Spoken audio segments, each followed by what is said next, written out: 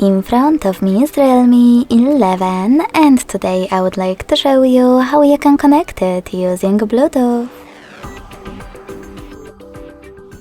By going into Devices Settings and clicking on Bluetooth section right away. Then click on the switcher next to Bluetooth if it's not already on and wait for available devices to show. When they do, click on the one that you wish to connect to. Sorry, misclick.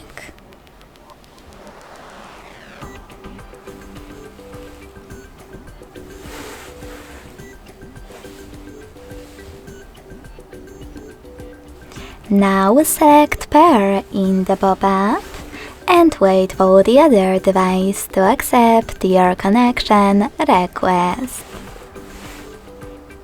As you can see, my devices were successfully connected.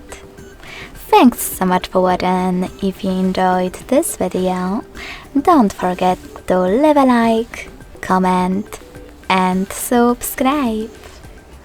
Bye!